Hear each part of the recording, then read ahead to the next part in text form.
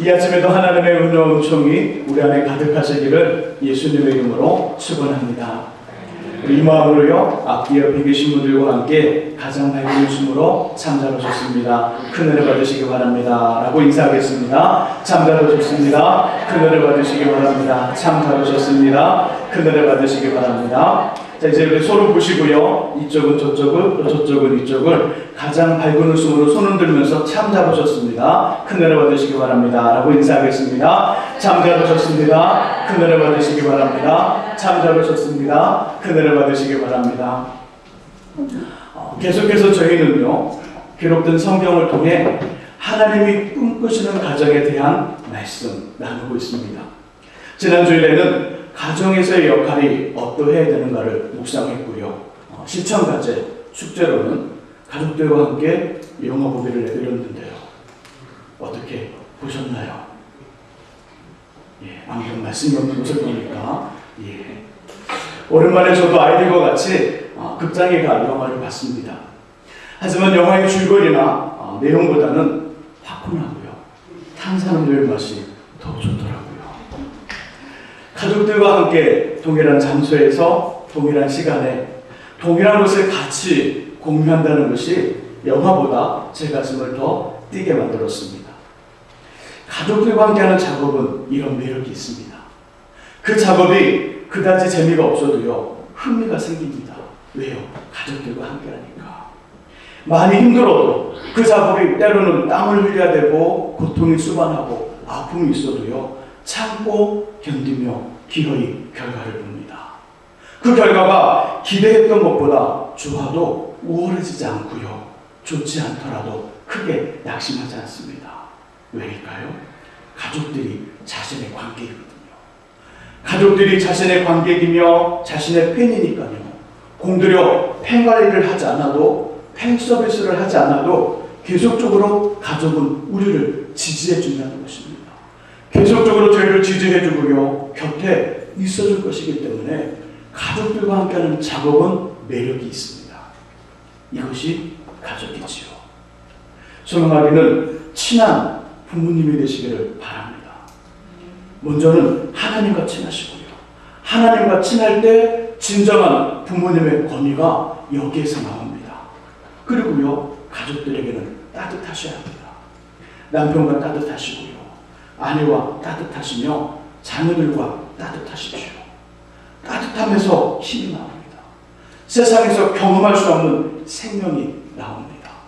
이런 부모님, 이런 가족들이 되시기를 주님의 이름으로 축복합니다. 저희는 누군가를 부르면서요, 이름 뒤에다 호칭을 붙이지요. 호칭. 누구누구 아저씨, 누구누구 선생님. 호칭이 중요한 이유는 저희가 사용하는 호칭 속에 상대방을 향한 저희의 마음, 저희의 고백이 담겨져 있습니다.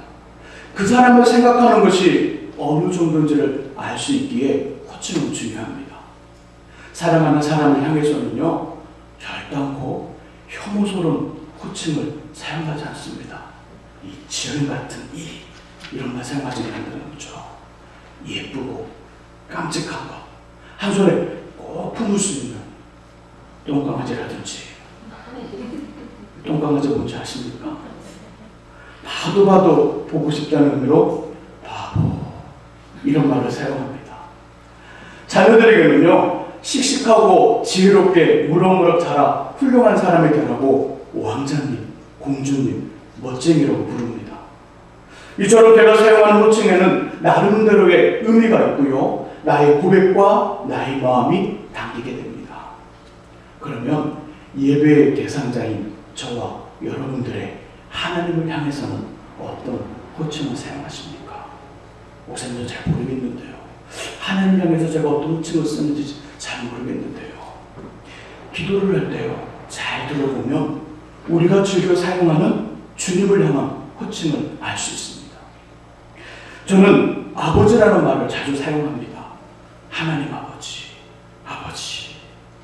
기도할 때도, 찬양을 할 때도, 예배를 드릴 때도 하나님을 아버지라고 부르면요, 진짜 편합니다. 제 마음이 편해지고요, 어색하지 않고요, 자연스럽습니다.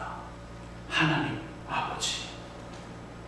저희가 함께 본 본문은요, 남쪽의 유다, 곧 이스라엘을 멸망시킨 바벨론의 민족을 주님이 심판하시고 자신의 백성인 야곱은 구원하시며 회복하시겠다는 약속이며 말씀입니다.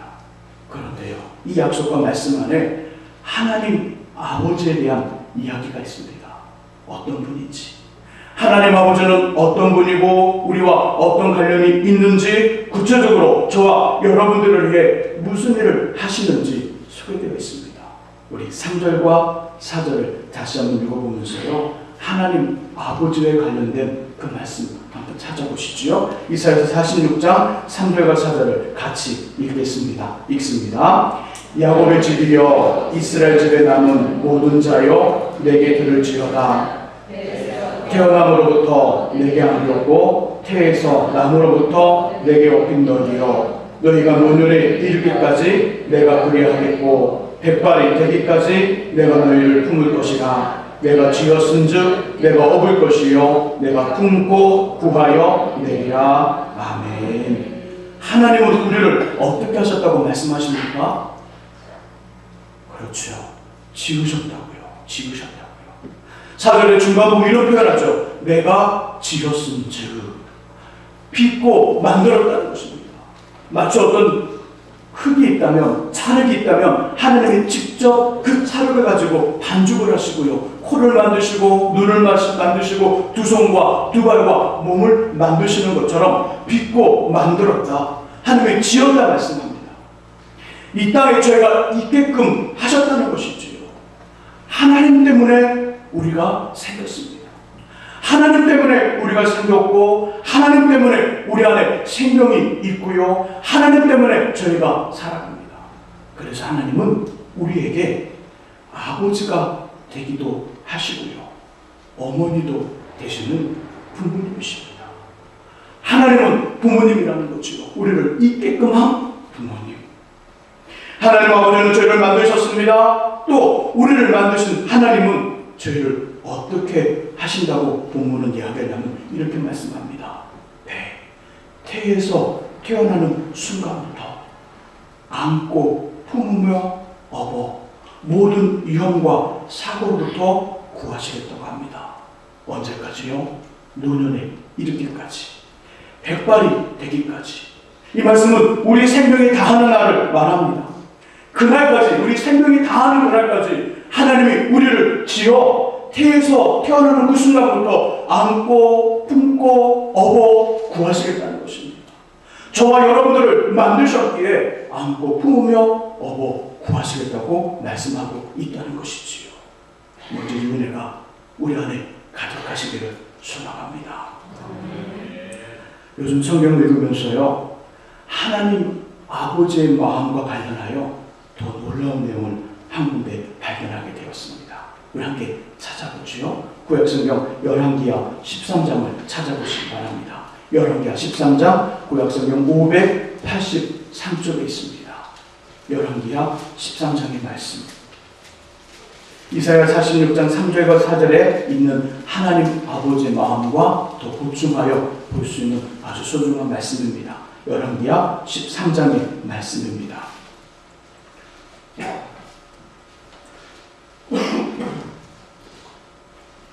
열왕기하 13장에는요 여러 가지 이야기가 있습니다.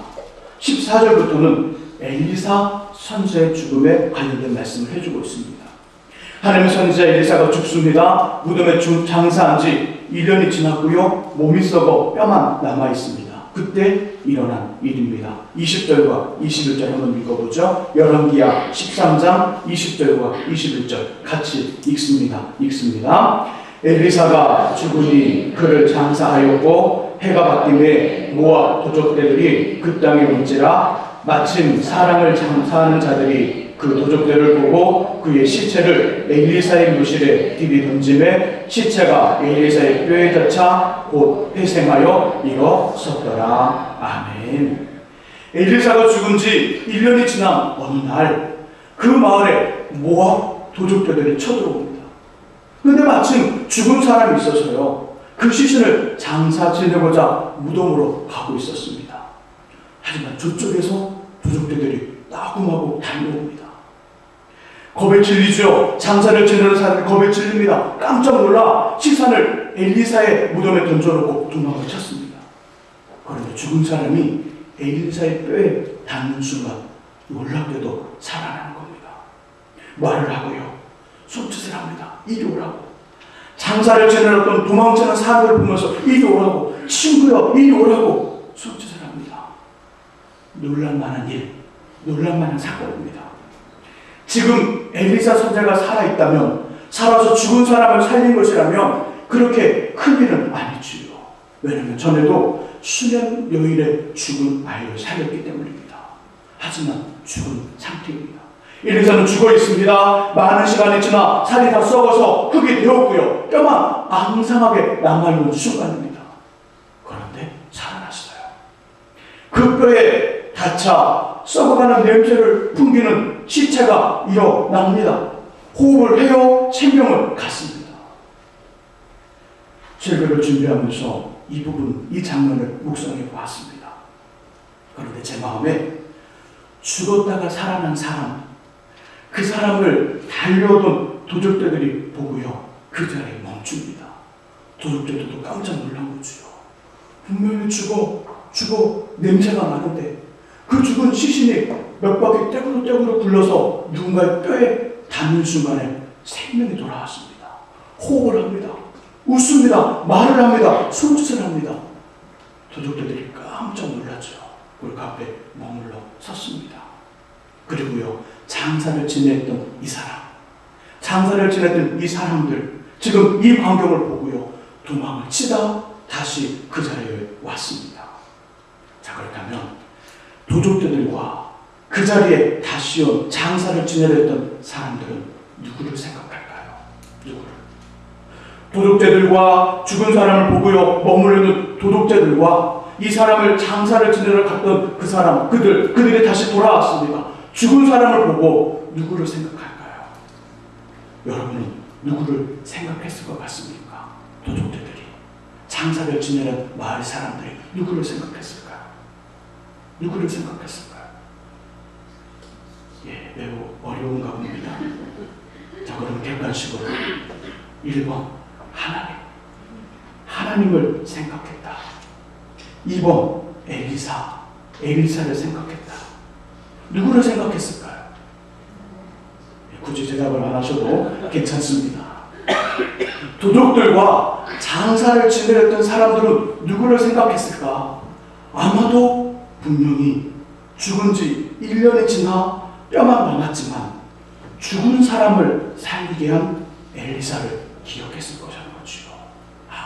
저 무덤이 엘리사 선지자의 무덤인데, 저 뼈가 엘리사 선지자 선생님의 뼈인데, 와, 이게 어떻게 된 거지?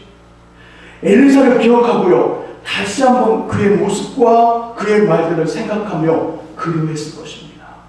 엘리사 선지자가 우리 이 지역, 이 마을에 있었다면 도둑들이 오지 못했을 것인데, 지금의 어려움 없었을 것인데, 이 마음, 이 생각 가졌다는 것이지요. 그렇구나. 우리를 향하신 하나님 아버지의 마음은 어머니 뱃속에서 저희가 아직 만들기 전부터 시작하여 태에서 태어나 구체화됩니다.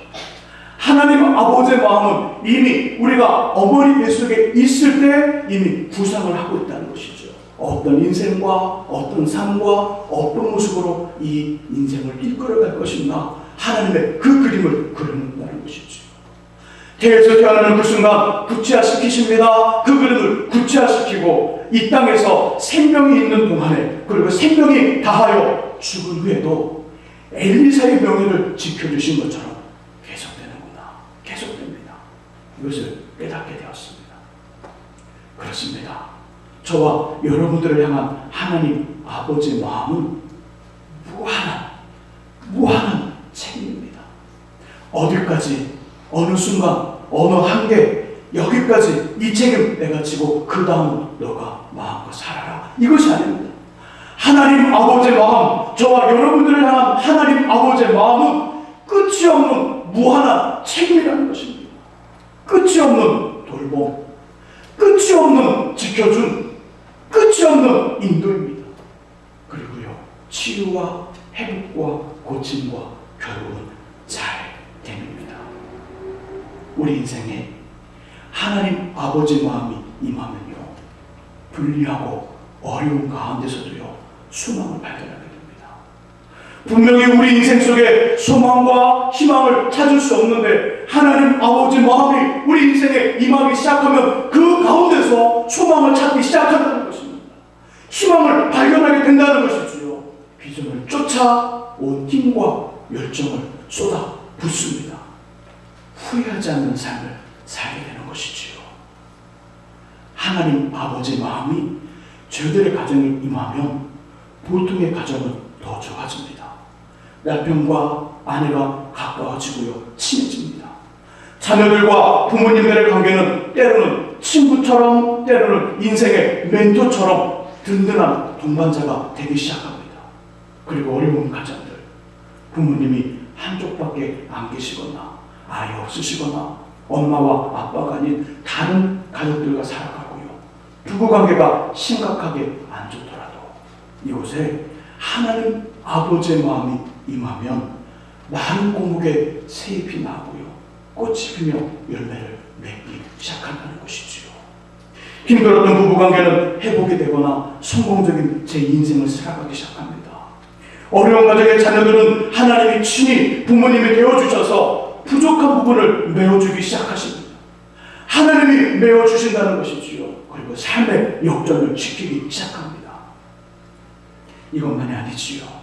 하나님 아버지의 마음이 교회에 임하면 침체했던 것이 성령님의 능력으로 생기를 찾습니다. 생기를 찾으니 활력이 넘치고요, 생명력이 나타납니다. 그래서 주님의 부흥과 영광을 맛보게 되는 것이지요. 그러기에 저희의 삶을 결정하는 중요한 것은 환경이 아닙니다. 환경이 아닙니다. 상황이 아닙니다. 내가 처한 상황, 내가 만난 환경, 나의 배경이 나의 인생을 결정하는 것이 아닙니다. 진정한 나의 삶을 결정하는 중요한 것은 하나님 아버지의 마음을 인정하고 수용하며 그 마음에 우리를 맡길 수 있느냐, 여기에 우리 삶이 결정이 됩니다. 하나님 아버지 마음을 인정하는 것입니다. 우리를 향하신 하나님 아버지 마음을 인정하고 수용하고 우리의 삶을 그 하나님 아버지 마음에 맡기는 그 순간에 우리 인생은 나의 인생이 아니라 하나님이 책임져 주시는, 하나님 아버지가 무한한 책임을 가지고 안고 업고 품고 구하여 내시는 그 삶, 성공적인 삶을 살아가게 된다는 것입니다. 저와 여러분들을 향하신 하나님 아버지의 마음을 기억하시며 힘을 내시고요, 지금의 상황과 환경을 기어이 이겨내시기를 주님의 이름으로 축복합니다. 이러한 하나님 아버지의 마음이 이 땅의 부모님을 통해 발견되어지지요. 이 땅의 부모님을 보면 100% 완벽하지는 않지만 우리를 향하신 주님의 무한한 책임, 아버지의 마음을 볼 수 있습니다. 하나님 아버지의 마음이 이 땅의 부모님을 통하여 보여진다는 것입니다. 몇 년 전 KBS 방송 프로그램에 나왔던 이야기입니다. 남편은 세상을 떠났고요, 딸 하나 데리고 어렵게 사는 어머니가 분식점을 하면서 이 딸을 잘 키우기에 일했습니다. 고등학교 다니던 딸이 미술에 소질이 있다는 말을 듣고요, 형편은 어렵지만 미술학원에 보냈습니다. 어느 날 분식점에서 일을 하는데 비가 오더니 장대비가 마구마구 쏟아지는 것입니다. 어머니는 깜짝 놀라 딸이 돌아올 때가 된 것을 알고요, 우산 2개를 가지고 미술학원으로 달려갔습니다. 아무 생각 없이 가서 학원 문 앞에 서서 보니 아차, 일하던 모습 그대로 왔습니다. 앞치마를 둘렀고요, 옷은 말이 아니며 밀가루가 덕지 붙어 있었습니다. 이런 모양을 하고 학원에 왔으니 이를 어쩌나, 아이들이 보면 감수성이 예민한 딸이 부끄럽다고 생각할 텐데 집에 돌아갈까, 가서 옷을 갈아입고 올까. 하지만 시간을 보니 그럴 수 없었습니다. 우산들을 들고요, 처마 밑에 서 있는데 시간이 되어 2층에서 딸이 내려다봅니다. 엄마가 손짓을 하죠. 엄마 왔다, 빨리 내려와, 엄마 왔다. 그런데요, 딸이 나오질 않습니다. 한참을 기다리는데 딸이 나오지 않는 것입니다. 엄마 꼴이 말이 아니어서 창피하다고 나오지 않는 모양이구나, 이런 생각을 하고요, 그냥 집으로 돌아왔습니다. 너무나 속이 상해 한 달 동안 딸과 말을 안 합니다. 한 달 후에 연락이 왔습니다. 딸이 그림을 그렸는데 너무 잘 그려서 미술 발표에서 상을 받는다고 학원으로 오라고요. 가봤더니요, 1등 특상을 받았습니다. 수상 작품의 제목이 세상에서 가장 아름다운 모습이었습니다. 어머니 모습을 그린 그림이지요. 우산 둘을 들고 서 있는 어머니, 앞치마를 두르고 밀가루가 덕지덕지 묻어있는 어머니가 빗속에서 딸이 나오기를 바라보고 있는 그날에 그 어머니 모습을 그리고 세상에서 가장 아름다운 모습이라는 제목을 붙였습니다. 부모님의 마음, 우리를 향하신 아버지와 어머니의 사랑은요, 넓은 하늘과도 같습니다. 넓은 하늘과도 같고요, 깊은 바다와도 같습니다. 세상에 어떤 자라도 그 사랑을 측량할 수 없습니다. 아버지의 마음, 또 어머니의 사랑, 자녀들은 그 사랑과 그 마음을 세상에 어떤 자로도 그것을 측량할 수 없다는 것입니다. 세상에 어떤 그릇으로도 부모님의 마음을 다 담을 수 없다는 것입니다. 이것이 바로 이 땅에 우리의 부모님이 가지고 있는 우리를 향한 마음과 사랑이면서 이 사랑 안에서 하나님 아버지의 마음을 볼 수 있다는 것이지요. 그러므로 성경은 자녀된 저희에게 부모님을 공경하라고 말씀합니다. 자녀된 우리에게 부모님을 공경하라는 것이지요. 내 부모를 공경하라. 그래야 내 하나님 여호와가 내게 준 땅에서 내 생명이 길리라. 자녀들아, 주 안에서 너희 부모에게 순종하라. 이것이 옳으니라. 내 아버지와 어머니를 공경하라. 이것은 약속이 있는 첫 계명이니 이것은 내가 잘되고 땅에서 장수하리라. 십계명에 기록되어 있는 구약성경 출애굽기 20장 12절과 신약성경 에베소서 6장 1절에서 3절 말씀입니다. 성경은 우리에게 말씀합니다. 부모님을 공경하라고요. 하늘의 부모님 하나님 아버지를 공경하며 이 땅의 부모님 우리의 아버지와 어머니를 공경하라는 것입니다. 하늘의 부모님과 이 땅의 부모님을 공경하며 복이 있을 것을 이야기합니다. 하나님 아버지, 하늘의 부모님을 공경하며 영혼이 잘 됩니다. 우리는 영혼이 잘 되기 위해서 하늘의 하나님을 공경하는 것이 아닌데 하늘의 하나님을 공경했더니 영혼이 잘 됩니다. 영혼이 잘 됨으로 자연스럽게 범사가 잘 되고 강건하게 됩니다. 복주고 복주며 번성케 하고 번성케 하리라는 말씀 그대로 되어지는 것이지요. 이 땅의 부모님을 공경하면 장수합니다. 장수합니다. 영과 육이 강건해지며 건강해지며 자녀들이 잘 되어지는 것을 목격하게 됩니다. 하늘의 풍성함을 경험하고요, 땅에 기름진 것을 누리며 나누고 유산으로 물려주게 됩니다. 미국의 필라델피아에 가난하지만 효심이 지극한 소년이 있었습니다. 그 소년의 어머니는요, 가방에 물건을 담아 상점에 배달하는 일을 했습니다. 소년은 어머니의 그 모습을 볼 때마다 무거운 가방을 들고 다니는 모습을 보면서 가슴을 아파했습니다. 어느 날 소년은요, 어머니를 생각하면서 어머니를 어떻게 도와줄 수 있을까?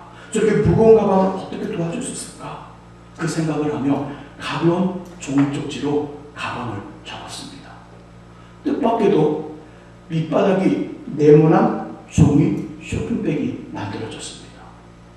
종이 쇼핑백은 순식간에 전 세계로 퍼져나갔고요, 소년은 큰 부자가 되었습니다.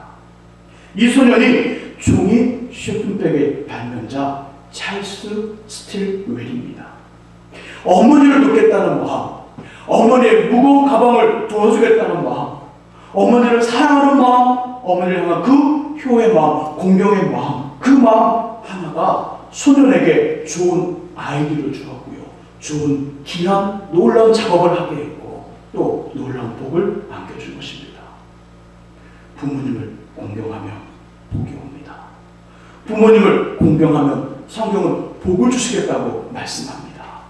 하늘의 부모님과 이 땅에 부모님을 잘 공경하시기를 예수님의 이름으로 부탁드립니다.